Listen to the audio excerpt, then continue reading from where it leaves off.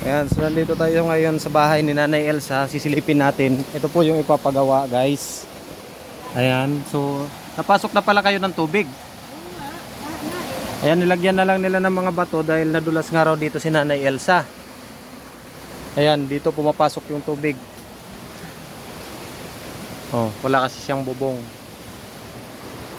Nabasa ka. So, ngayong araw, umpisahan ang pagpapagawa ng bahay ni Nanay Elsa sa tulong ng TDO Team The Outlet Team The Outlet International.